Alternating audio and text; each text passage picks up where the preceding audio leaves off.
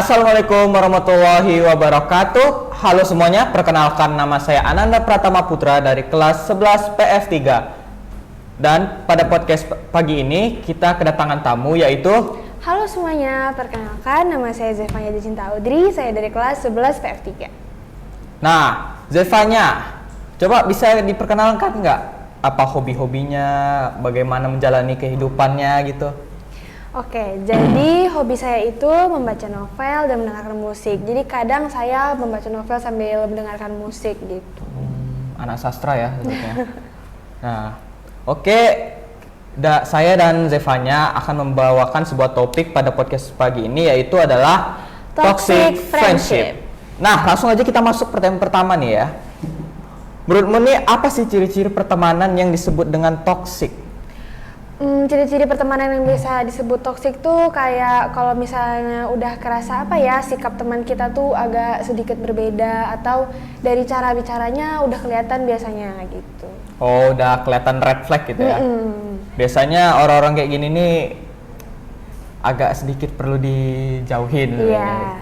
Tapi kita lihat dulu kondisinya. Oke, kita masuk ke pertanyaan kedua nih. Apakah semua toxic friendship itu terlihat dari awal atau seringnya baru terasa belakangan?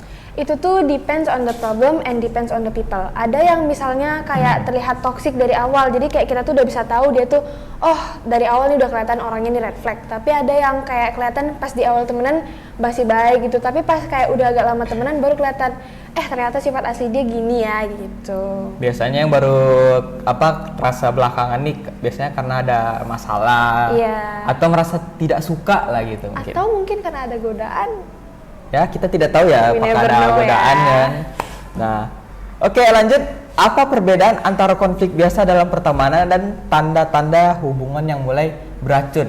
Oke, jadi kalau misalnya konflik biasa nih, biasanya kita ada masalah nih satu sama lain sebagai teman. Itu nanti kayak kalau misalnya ada masalah kita selesain baik-baik, kita omongin, terus kita minta maaf.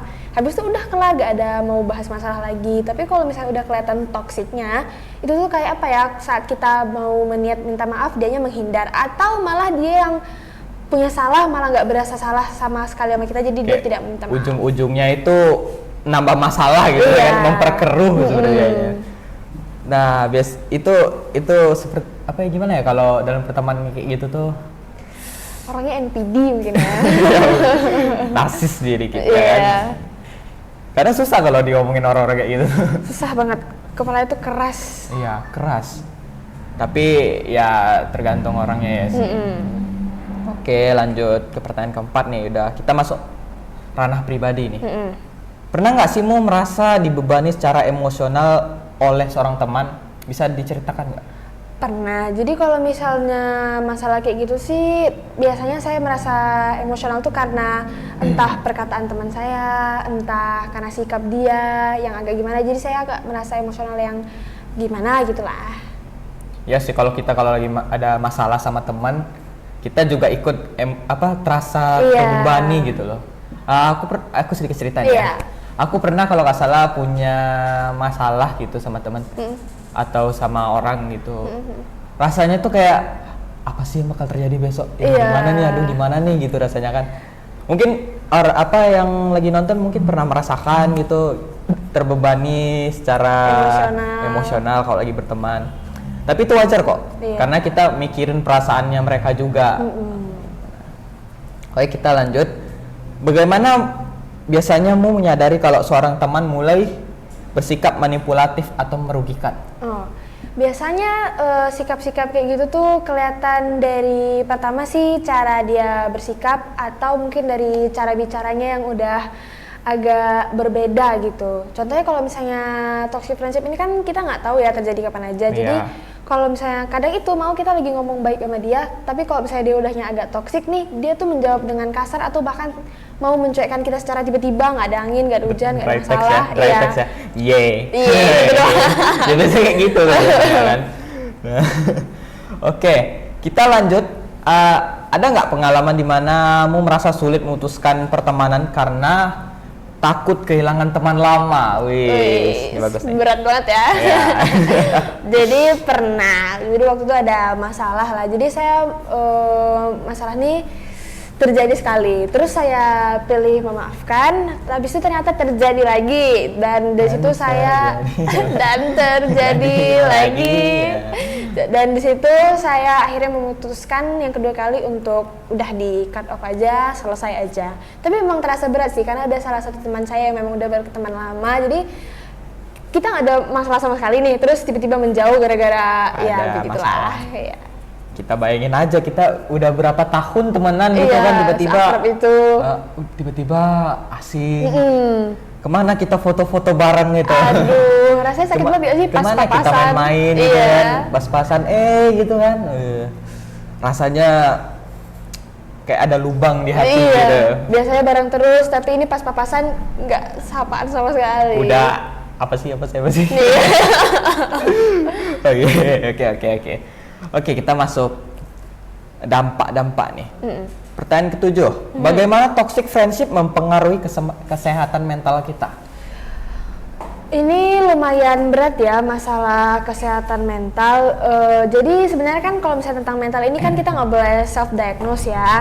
Jadi menurut saya kemarin saya agak merasa sedikit down, terus kayak perasaannya tuh capek, terus saya ngerasa tidak dibutuhkan oleh orang lain gitu sih.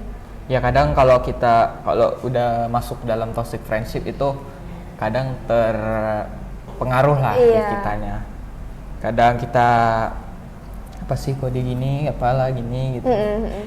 Kalau udah masalah kesehatan mental itu kita tidak bisa self diagnosis ya guys, karena takutnya ya salah dan merugikan kita sendiri. Jadi lebih baik kalau udah mulai merasakan hal-hal tertentu pergi ke psikolog. Ya betul, kita pergi yang ke ahlinya. Oke, kita lanjut ke pertanyaan ke-8 nih. Apakah toxic friendship bisa mempengaruhi hubungan kita dengan orang lain juga yang nggak termasuk mungkin maksudnya? Itu tergantung dari masalahnya juga sih. Kalau misalnya gara-gara si satu teman yang toksik ini bisa jadi dia menghasut orang lain, jadi orang lain tuh percaya dengan perkataan dia sehingga orang lain juga termasuk ikut jadi toksik juga gitu.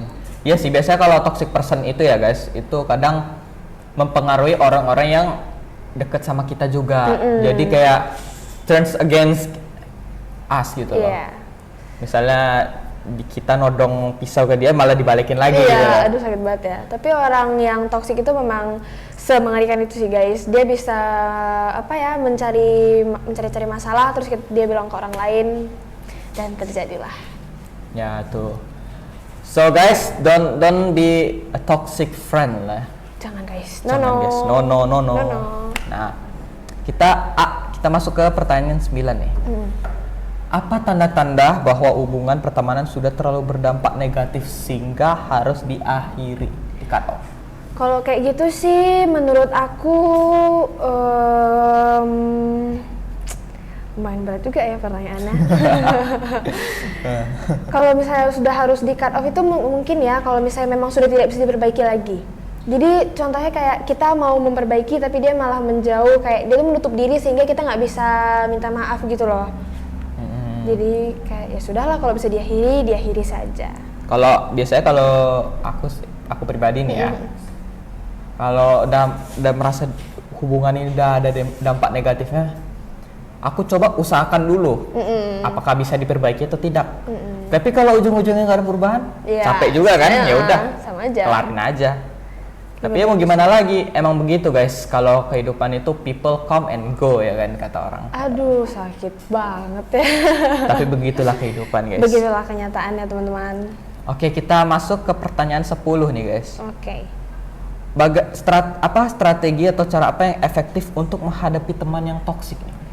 Untuk menghadapi teman yang toksik ya, biasanya itu satunya sih kuncinya sabar itu doang. Sabar. Kita harus sabar guys. Kadang orang-orang gitu tuh batu guys, jadi kita harus sabar. Terus dia juga terkadang orang yang toksik itu gaslighting parah guys, dia tidak terima kalau misalnya dia tuh salah. Jadi intinya sih sabar aja sampai capek. Nanti kalau udah capek baru di cut off. Iya. Tapi kadang beberapa temen ya atau orang biasanya ada yang sadar dulu. Iya. nggak seharusnya nggak selalu kita harus cut off ya guys. Karena beberapa orang ada yang bisa berubah. Iya, dengan karena, cara diselesaikan baik-baik. Karena kita manusia guys. Iya, manusia letak salahnya guys ya. Oke, ke pertanyaan 11 nih. sorry ini ya.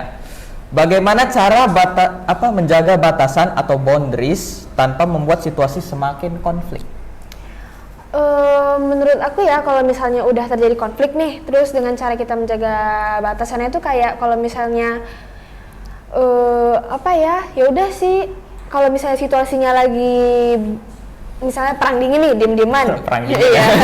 Lagi diem-dieman, ya udah diem-dieman aja, nggak usah terkadang kalau misalnya kita coba ajak ngobrol tapi dianya nggak open, nggak usah kita paksa juga, karena itu bisa memperkeruh suasana.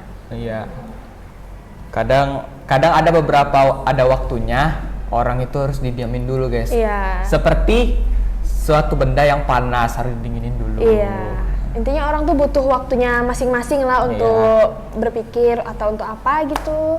Ya karena kalau setelah konflik itu kita ada waktu pendinginan guys, karena nggak bisa dipaksa. Pendinginan pemanasan. Oke, masuk ke pertanyaan ke-12. Pernah nggak merasa, ini kan udah pernah kalau nggak salah dinyatakan tadi. Iya. Pernah nggak merasa guilty setelah memutuskan pertemanan yang toksik? Nah, bagaimana cara mengatasinya? Menurut pengalaman pribadi nih? Iya. Setelah saya memutuskan pertemanan yang toksik, saya tidak pernah merasa bersalah.